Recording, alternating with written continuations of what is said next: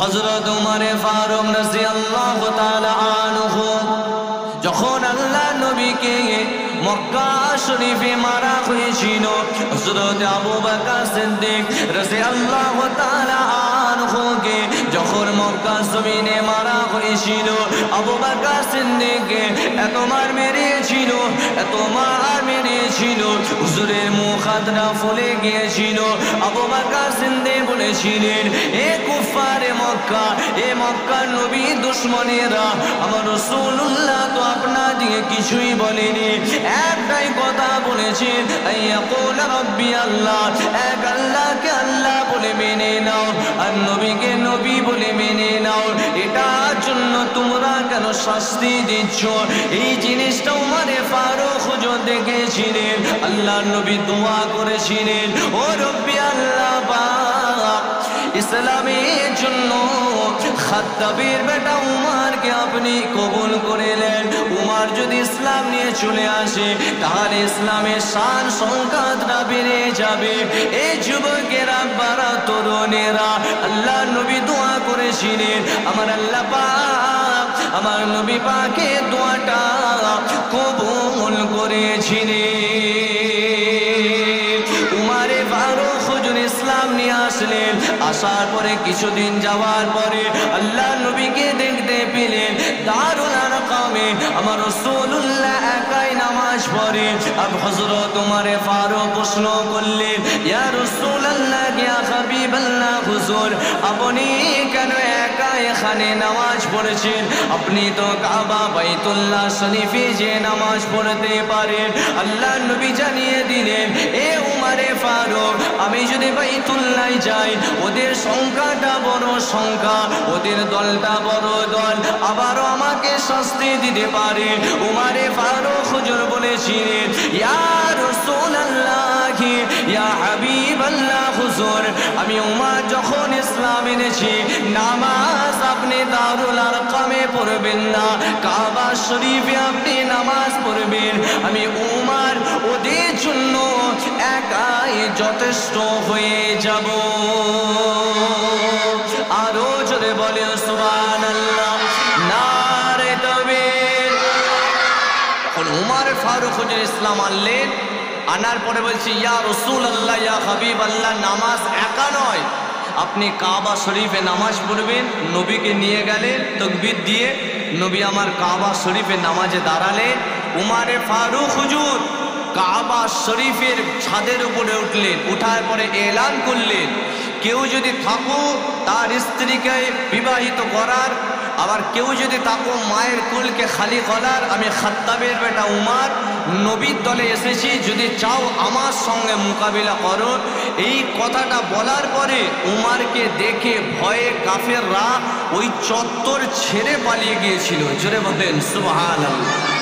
আল্লাহ পাক উমরকে এত রবরবা আর এত দবদবা দিয়েছিলেন যে উমরে ফারুক হুজুর একবার রাস্তা দিয়ে যাচ্ছে, একটা সারাবি মানুষ শরাব পান করে, মদ, তো সে মদ খেতে খেতে রাস্তা দিয়ে টলতে টলতে আর হাতেতে বোতল নিয়ে যাচ্ছে।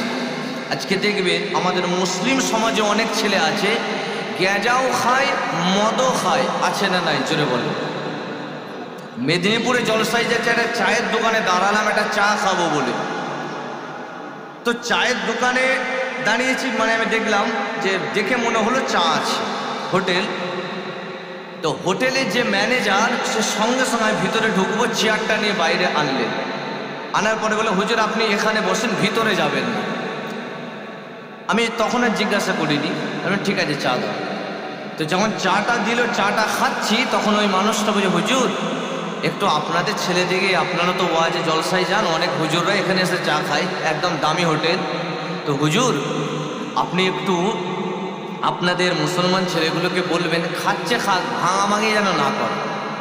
আর একটা কথা হুজুর, এদিকে তো মানা করতে পারি না, যত এরা যদি না খায় তো আমাদের কারবার চলবে না, এরা এত পরিমাণে মদ খায়, তো হুজুর আপনারা একটু বলবেন যেন ভাঙাভাঙি না করে।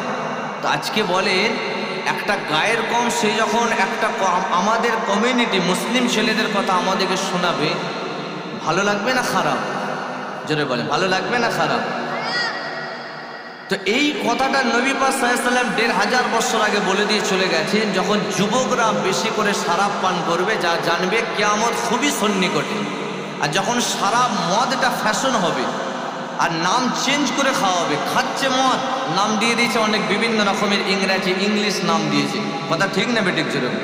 খাচ্ছে মদ, সেটাকে আবার বলছে ড্রিঙ্ক করা হচ্ছে। আরে ড্রিঙ্কের বাংলায় তো হচ্ছে পান করা, পান করা, ড্রিঙ্কিং ওয়াটার, পানি পান করা, এভাবে যেটা বলবেন ড্রিঙ্কিং টি, চা পান করা। তো এই নবী ১৫০০ বছর আগে বলেছিলেন আখেরি জামানায় মদ খাওয়া হবে, ইংরাজি নাম দেওয়া হবে। আজকে হচ্ছে না হয়নি জোরে বলে? তবে কেউ যদি এক ঘোট মদ পান করে, এক ঘোট, এক বোতলও না, এক গ্লাসও নয়, এক ঘোট, নবী ১৫০০ বছর আগে বলেছেন সে যদি বিনা তওবায় মারা যায়, হাসরের ময়দানে তাকে জাহান্নামে ঢোকানোর আগে এমন পিয়াস পাবে যে তখন পানির জন্য আরজু করবে, একটু আমাকে একটু পানি দেওয়া হোক। বলছে তাকে পুঁজ আর রক্তযুক্ত মিশ্রিত পানি আর কাঁটা দেওয়া থাকবে, সেটা তার সামনে পেশ করা হবে, যে শরাব পান করে তওবা করেনি। যে উমারে ফারুক হুজুরের কথা বলছিলাম, সে তার ছেলেকে ৮০ কোড়া মেরেছিল। আবু হিশাম, সে শরাব পান করেছিল, উমারে ফারুক হুজুরের ছেলে। শরাব মানে কি? নাবিজ খেয়েছিল। আর নাবিজ বলা হয়, আরবেতে একটা খাবার বিখ্যাত আছে, যে আরবিয়ানরা দুধ, ওই দুধেতে খুরমা খেজুর কিছুটা মিশ্রিত করে দেয়, রাত্রের বেলায় দিয়ে দেয়। ওই খেজুরটা টেনে টেনে দুধের সাদা রংটাকে লালচে টাইপের করে দেয়।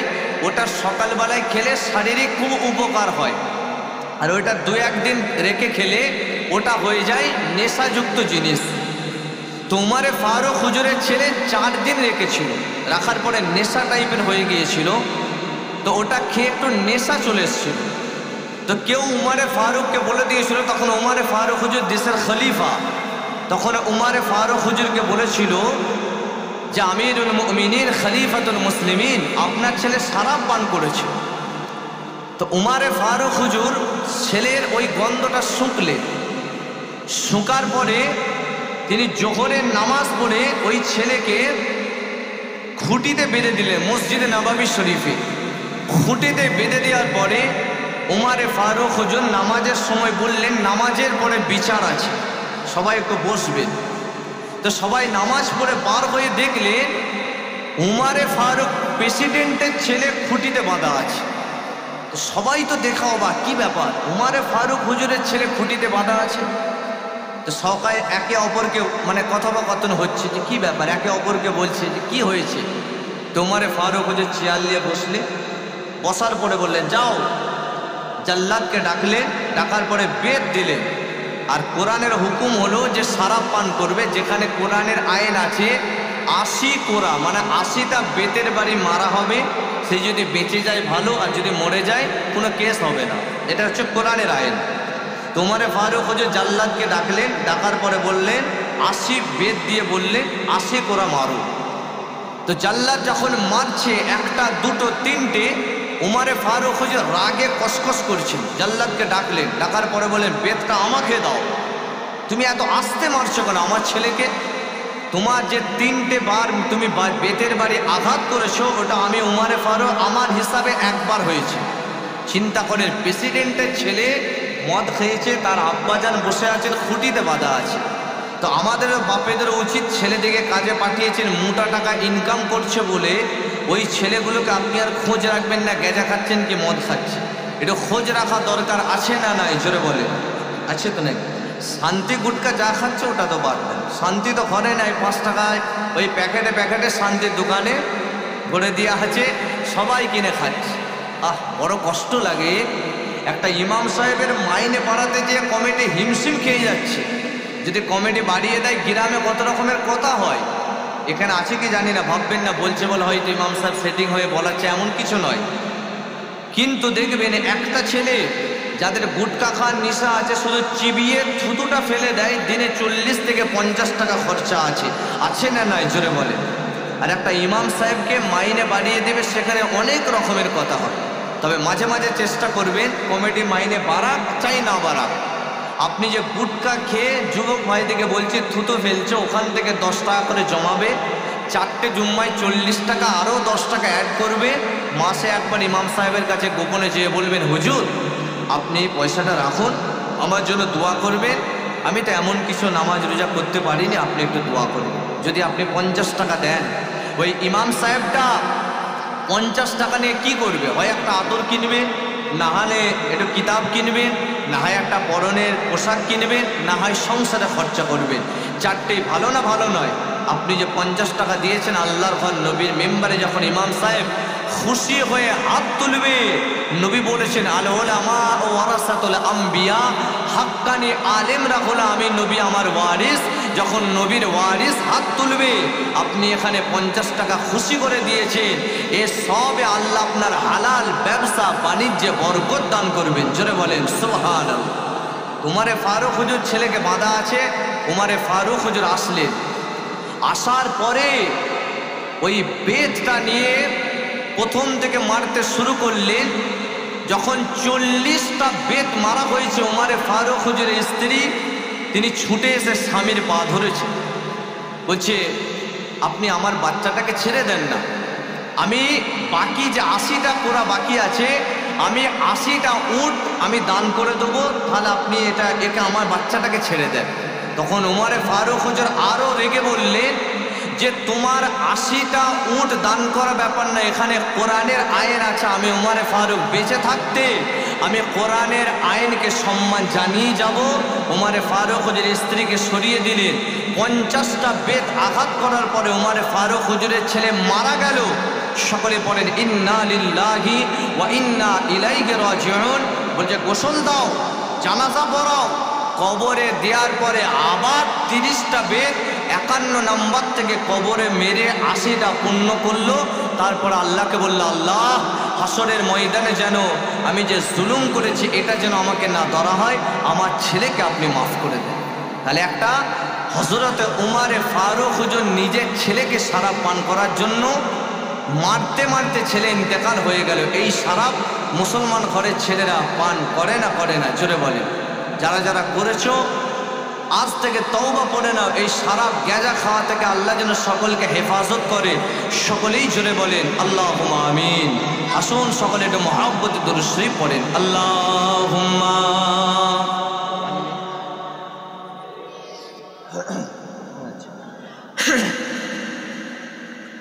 একটু জোরে জোরে পড়েন। আল্লাহুম্মা সাল্লি আলা সাইয়্যিদিনা মাওলানা মুহাম্মদ ওয়া আলা আলি সাইয়্যিদিনা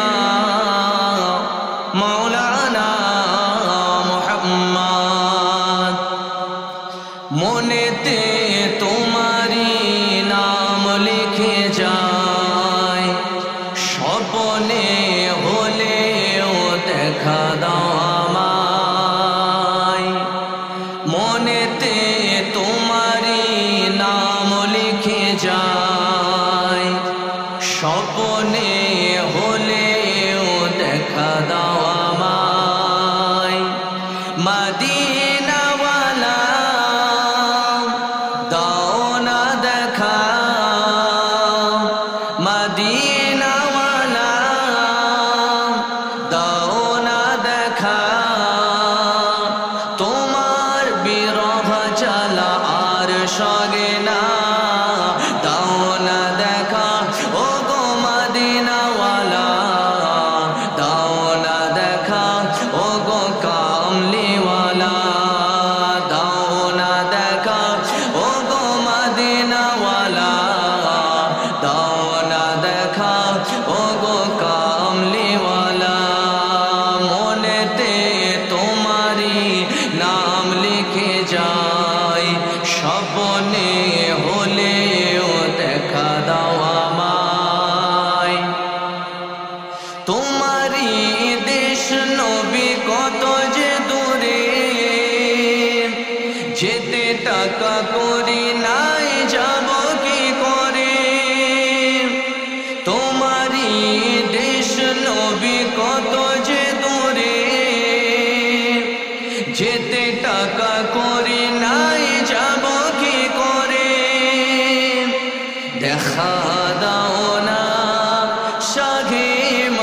মদিনা দেখা দাও না শাহে মদিনা পাগলে মন বাদা আর মানে না দাও না দেখা ও গো সকলে তাকবীর নারে তাকবীর নারে তাকবীর সকলে প্রিয় ভাইজান হুজুর কিবলা সকলে প্রিয় ভাইজান হুজুর কিবলা নারে তাকবীর মনেতে তোমারি নাম লিখে যাই স্বপ্নে হলেও দেখা দাও আমায় মনেতে তোমারি নাম লিখে যাই স্বপ্নে হলেও দেখা দাও আমায় মদিনাওয়ালা দাও না দেখা মদিনাওয়ালা দাও না দেখা তোমার বিরহ জ্বালা আর সগে না দাও না দেখা ও গো মদিনাওয়ালা দাও না দেখা ও গো কামলিওয়ালা দাও না দেখা ও গো মদিনাওয়ালা দাও না দেখা ও গো কামলিওয়ালা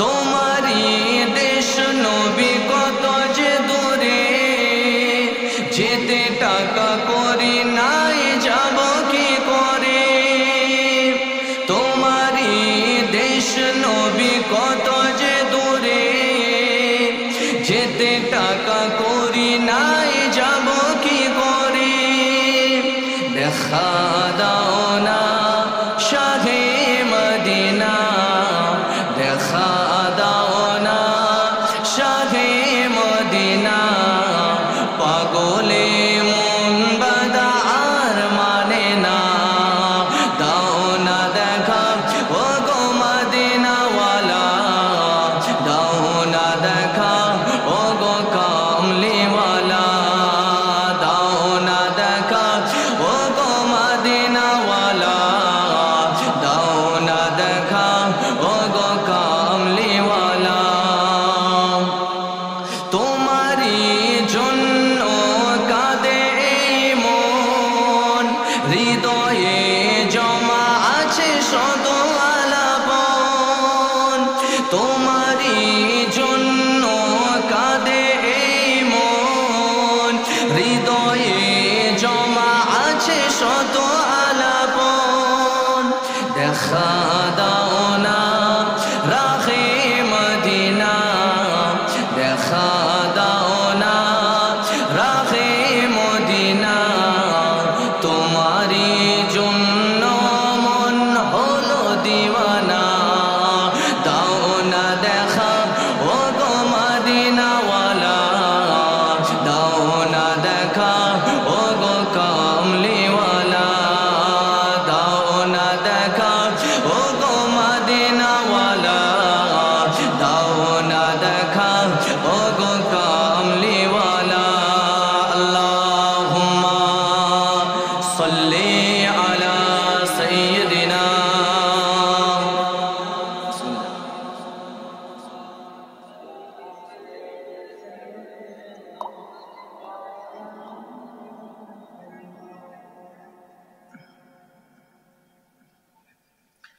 মাশাআল্লাহ আলোচনা করতে করতে অনেকটা এগিয়ে চলে আসলাম কোন জায়গাটায় বলছিলাম হযরত উমর ফারুক হুজুর নিজের ছেলেকে শরাব পান করার জন্য মেরে ফেললেন কথা ঠিক না বেটি আজকে এই শরাব আমাদের মুসলিম সমাজে অনেকেই পান করে তো এই শরাব থেকে তওবা করে নাও নিজেকে আল্লাহ যেন করার তৌফিক দান করে সকলেই জোরে বলেন আল্লাহুম্মা আমিন যে উমর ফারুক হুজুরের কথা বলছিলাম এই মুহররম মাসে 1 তারিখে হুজুরকে শহীদ করা হয়েছিল আর হুজুরকে আল্লাহ এত রবরবা দবদবা দিয়েছিলেন একটা শরাবী শরাব পান করে বোতল হাতে নিয়ে টলতে টলতে আসছে তা আসার সময় উমর ফারুক হুজুরকে দেখে তার নিশা কেটে গেছে হাই যা উমর ফারুক আসছে তাহলে তো আমাকে কতল করেই দেবে তো যখন সে ভয় খেয়ে গেছে उमर फारूक हुजूर तार सामने से बचा अस्सलामु अलैकुम से तখন মানে ওয়ালাইকুম আসসালাম, ভয় খেয়ে গেছে তো যে আমার হাতে তো শরাবের বোতল আছে আর সামনে উমর।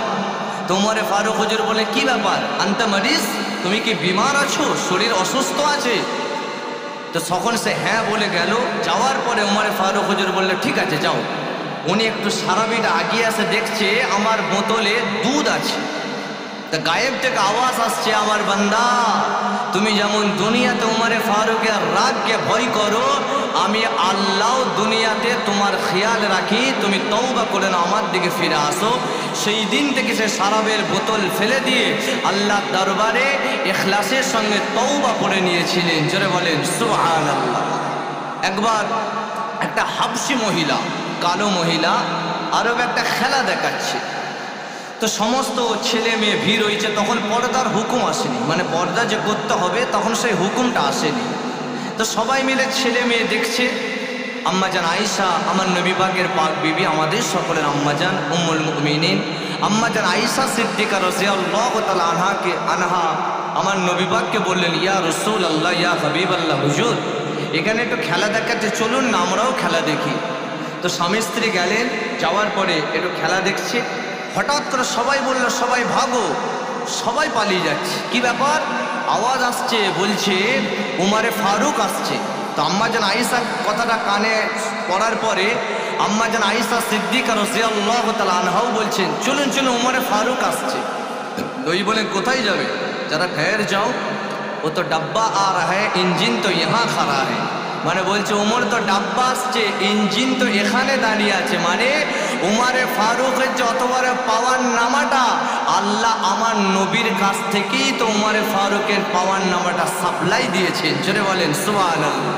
যে উমরে ফারুক হুজুর এসে নবীর কাছে দাঁড়িয়ে গেলেন, তখন আমার নবী বা উমরে ফারুককে দেখে গর্বের সঙ্গে মুচকে হেসে বললেন, তাবাসসুম হাসি দিয়ে, আমার ফারুক, এ আমার উমরে ফারুক, আল্লাহ তোমাকে এতটা রবরবা দবদবা দিয়েছে, লাউ কানা বা'দি নাবিয়্যুন, আমার পরে কেউ তো কোনো নবী হবে না, লাকানা উমর, যদি আল্লাহ কাউকে নবী করতেন তুমি উমরে ফারুক, তোমাকে আমার আল্লাহ নবী বানিয়ে দিতেন। জোরে বলেন সুবহানাল্লাহ। ये যুবকেরা সেই উমরে ফারুক হুজুর জীবনে তামান্না করলেন, আল্লাহ পাক আমার তো মৃত্যু একদিন হয়ে যাবে, আমি যেন শহীদের মরণ হতে পারি। কেননা আল্লাহ পাক কোরআনে জানিয়েছে, ওয়ালা তাকুলু ফি সাবিলিল্লাহি আমওয়াত বাল আহইয়াউ ওয়ালাকিন লা তাশউরুন, যে আল্লাহ রাস্তায় শহীদ হয়ে যায় তাকে মৃত বলো না, কেননা সে কবরে জিন্দা থাকে। আবু দাউদ শরীফ হাদিসের মধ্যে আছে, আমার আল্লাহ পাকের ইসলামকে জিন্দা করার জন্য দুনিয়া জমিনে যারা শহীদ হয়, আমার আল্লাহ পাক তাকে কবরে জিন্দা রাখে এবং জান্নাতি রিজিক, জান্নাতি নিয়ামতের খানা আল্লাহ পাক তার কবরে দান করে থাকে। উমরে ফারুক হুজুরের জীবনের তামান্না, আল্লাহ আমি যেন শহীদের মরণ মরতে পারি।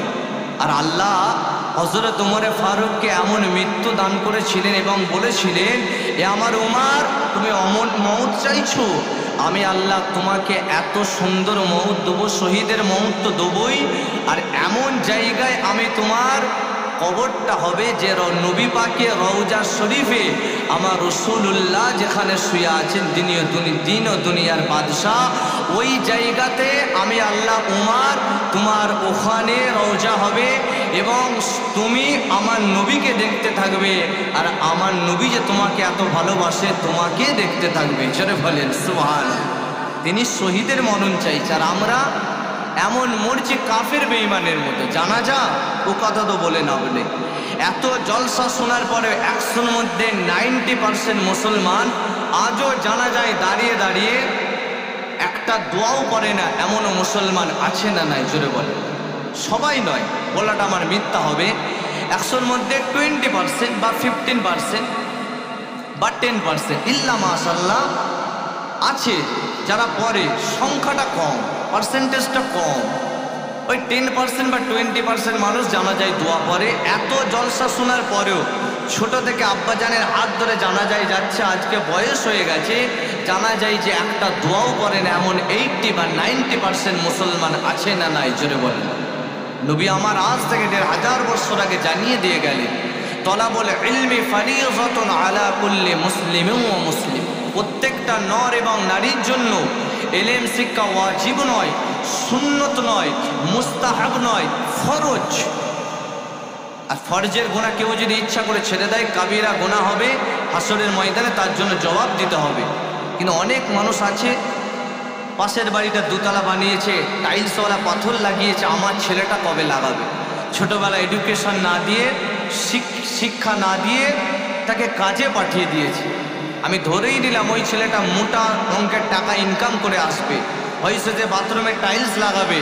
তার আব্বা মা যখন ইন্তেকাল করবে, শেষ গোসলটা ওই 1.5 লাখ 2 লাখ টাকা দামের টাইলসওয়ালা গোসলখানায় গোসল দেওয়া হবে, না মসজিদ থেকে যেটা ধনী গরিব সবাইকে গোসল দেওয়া হয় ওটা এনে গোসল দেওয়া হবে? বলে ওটা কি আনা হবে? যখন মারা যাবে, 2 दिन के उजाला है फिर सब अंधेरी अंधेरी।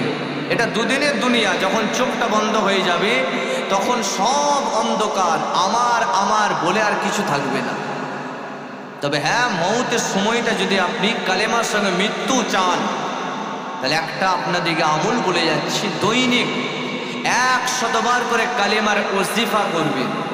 আপনারা চান তো যে মৌতের সময়তে যেন আল্লাহ আমার মৃত্যুটা কলেমা পড়তে পড়তে হয়। সকল মুমিনের হৃদয়ে এটা ইচ্ছা, তামান্না, বাসনা থাকে না? থাকে না? দৈনিক 100 বার করে, একটা তসবিতে 100 দানা থাকে, দৈনিক 100 বার করে আপনি কালেমাই পড়েন, লা ইলাহা ইল্লাল্লাহু মুহাম্মাদুর রাসূলুল্লাহ। সকলেই পড়েন সাল্লাল্লাহু আলাইহি ওয়াসাল্লাম। এই ওজিফাটা দৈনিক 100 বার পড়বে। কতক্ষণ লাগবে? 15 থেকে 20 মিনিট। 24 ঘন্টার ভিতরে চাইলে আল্লাহকে 15-20 মিনিট দেওয়া যাবে না? যাবে না।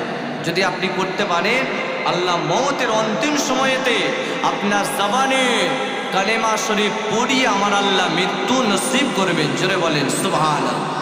আর একটা হাদিস শরীফে আছে, নাসাই শরীফে, যে একটা দাঁতুল, এই যে মিসওয়াক, আমরা কি মনে করি রোজা রাখলে দাঁতুল করতে হয়, কিন্তু হাদিস শরীফে আছে এমনি নামাজ পড়লে যে সওয়াব, কেউ যদি পকেটে মিসওয়াক দাঁতুল রেখে নামাজের আগে ওই 10 মিনিট ধরেও করতে হবে না, 2 বার 4 বার আপনি বলিয়ে নিলেন। সুন্নত তরিকা হলো, কোনো রেওয়ায়েতে আছে 1 হাত, আবার কোনো রেওয়ায়েতে আছে 1 বেদ্দা। তো আপনি 1 বেদ্দা একটা দাঁতুল নিলেন, তার রাখারও তরিকা আছে, সেইভাবে রেখে আপনি নামাজের সময় প্রত্যেক দিন যদি মিসওয়াক করে, শোবার সময়, রাত্রের বেলায়, সকালে উঠে, এমনি ফিজিক্যালিও উপকার আছে। নবীর সুন্নতে যে সব তো আছে, প্রত্যেকটা আমার রাসূলুল্লাহ সুন্নতে ফিজিক্যালি উপকার আছে, মানে শারীরিক উপকার আছে।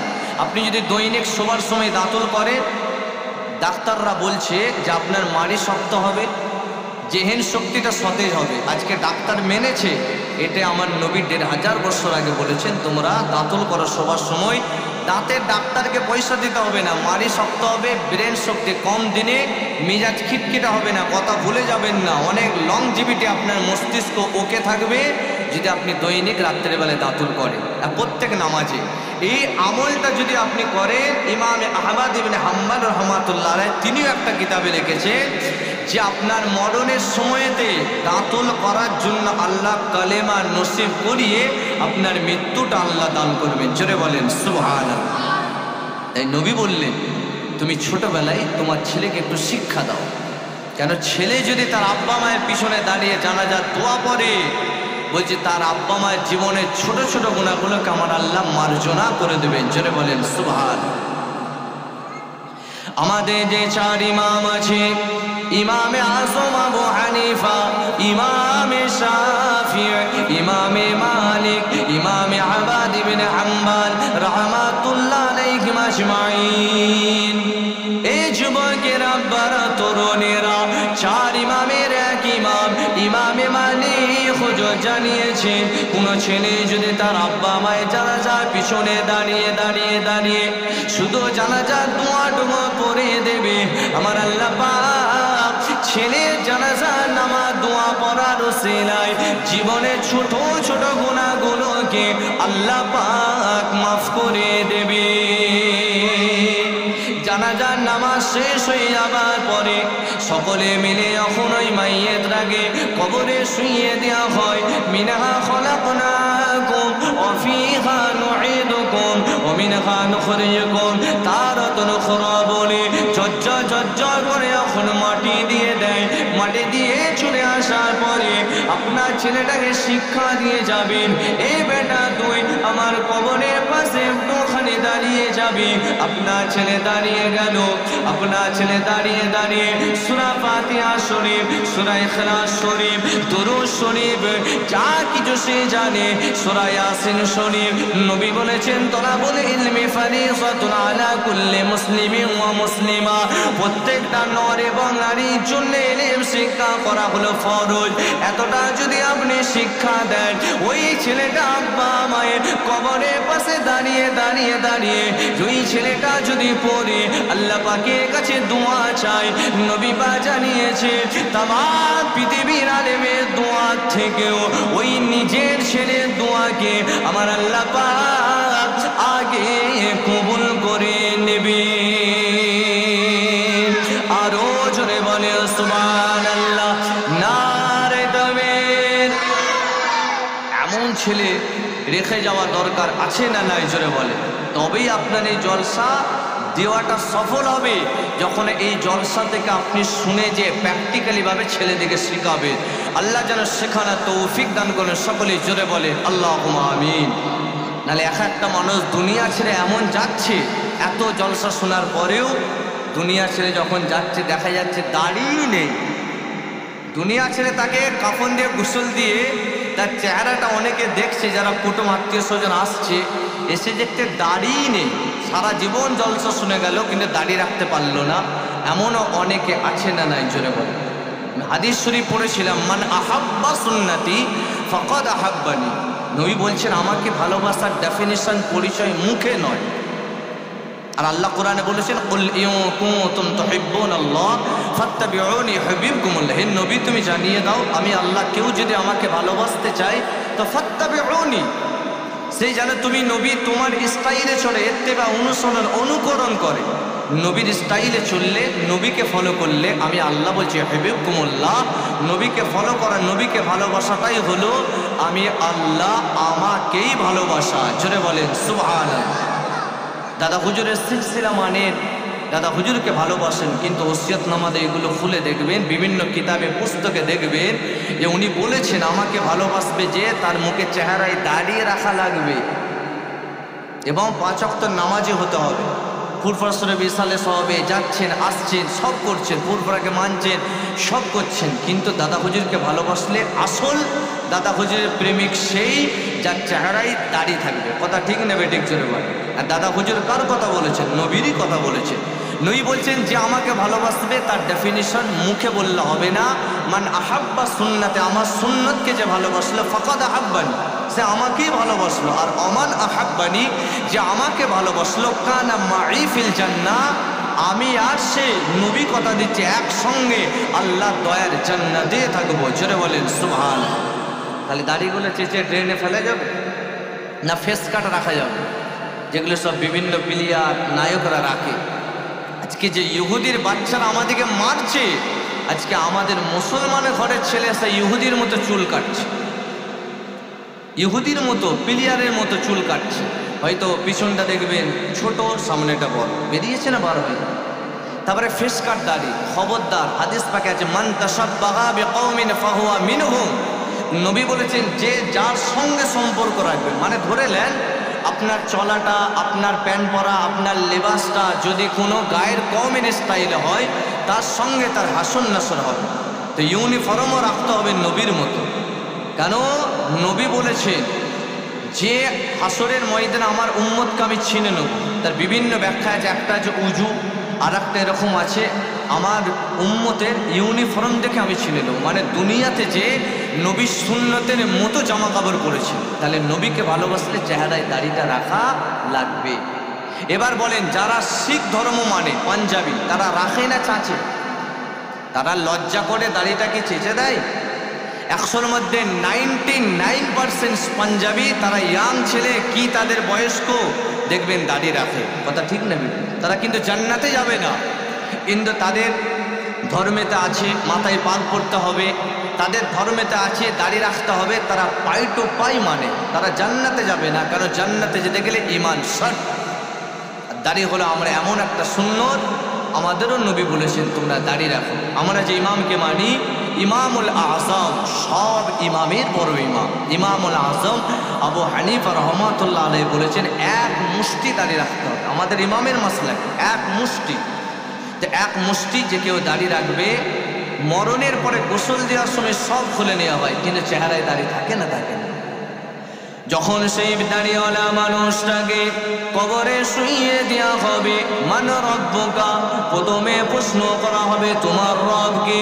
আমল থাকলে আপনার জবান দিয়ে আল্লাহ পাক কুদরতি ভাবে বলিয়ে দেবেন রব্বি আল্লাহ, আমার রব হচ্ছে আমার আল্লাহ। ওমা দিনুকা, তুমি কোন দিন থেকে বিলং করতে? পৃথিবীতে 3 থেকে 3.5 ধর্ম আছে, কিন্তু আল্লাহ পাকের কাছে মনোনীত পছন্দীয় ধর্ম হলো ইসলাম। আল্লাহ পাক এটার ব্যাপারে কোরআন শরীফে জানিয়েছে ইন্নাদ-দীনা ইনদাল্লাহিল ইসলাম, নিশ্চয়ই আমি আল্লাহ পাক আমার কাছে মনোনীত পছন্দনীয় ধর্ম হলো ইসলাম। বিনা আপিলে বিনা বেতনে আল্লাহ পাক মুসলমান ঘরে জন্ম দিয়েছে, এটার ব্যাপারে কবরে প্রশ্ন করা হবে। তৃতীয় নম্বরে প্রশ্ন করা হবে ওমান নবিয়্যুকা, তোমার নবী কে ছিল বলে একটা তাসবিহ দেখানো হবে। চেহারায় যদি আপনার দাড়িটা থাকে, ওই সময়তে আল্লাহ পাক আপনার কুদরতে জবান থেকে উত্তর বার করিয়ে দেবে হাদা নবিয়ুনা মুহাম্মাদুর রাসূলুল্লাহ, আমাদের ইনি হলেন নবী মুহাম্মদুর রাসূলুল্লাহ সাল্লাল্লাহু আলাইহি ওয়াসাল্লাম। তাহলে দাড়িটা কবরে নবীকে চিনিয়ে দিল। আর যে আল্লাহ পাকের বান্দা বান্দিটা কবরে নবীকে চিনে ফেললো, আমার আল্লাহ পাক আমার নবী পাকের ওসিলায় কবরটাকে আল্লাহ পাক জান্নাতের টুকরা বানিয়ে দেবে। আরো জোরে বলে সুবহানাল্লাহ। তাহলে রাখবেন তো, বলেন ইনশাআল্লাহ। ওলিকে মহাব্বত করলে সে ওলির মতো চলতে হবে। আল্লাহ যেন রাখার তৌফিক দান করে। সকলেই জোরে বলেন আল্লাহুম্মা আমিন। তাহলে উমরে ফারুক হুজুর জীবনের আশা করলেন আল্লাহ যেন আমার ইন্তেকালটা শহীদের মরণ হয়, আর শহীদের মরণ হলে তার কবরে মানে তার বডিটা মাটি তো খাওয়া দূরের কথা, মোহাম্মদ কা কাফন কবি ময়লা নেই হতা, নবী পাকের আশিকের কাফনটা আল্লাহ কবরে ময়লাও করেন। এই কয়েক মাস আগে, প্রায় 1 বছরের কাছাকাছি, পীর আল্লামা সাইফুদ্দিন সিদ্দিক রহমাতুল্লাহ আলাই হুজুরের কবর থেকে একটা খুশবু বার হয়েছে না, হয়নি? সোশ্যাল মিডিয়া আপনারা পেয়েছেন। এটার মানেটা কি? যে তিনি হাক্কানি ওলি ছিলেন। অনেকে দেখবেন সোশ্যাল মিডিয়া অনেক বক্তা বার হয়েছে, তারা ফুরফুরা বিরোধী করে, আর একটু ভাইরাল হওয়ার জন্য ফুরফুরাটাকে ইউজ করে। কারণ আমার দাদা পীরের সিলসিলা হক সিলসিলা, তো ফুরফুরাকে একটু থ্রেড করলে কি হয়, তাড়াতাড়ি ভাইরাল হওয়া যায়, এটাকে সাহায্য নেয় ফুরফুরাটাকে। তো অনেকে ওই সময়টাই, আমি তার নামও নেব না, একজন পাগলা বার হয়েছিল, খুব ফুরফুরার বিরুদ্ধে বলছিল। আর ঠিক ওই সময়টাতেই আমার আল্লাহ পাক ফুরফুরা আল্লাহর মাহবুব বান্দার কবর থেকে খুশবু বার করে দিয়েছিলেন। জোরে বলেন সুবহানাল্লাহ। তাহলে নবীর আশিকের কবর থেকে খুশবু বার হয় না, হয় না? আরে একজন ওয়ার্ল্ড বিখ্যাত সারাবি ছিলেন, শুধু ওয়াজের মাহফিলে, যেমন আমি ওয়াজ করছি, আল্লাহ যেটুকুন বলাচ্ছেন, আমার কোনো জ্ঞানই নাই, আল্লাহ পাক যেটুকুন বলাচ্ছেন আমি বলছি।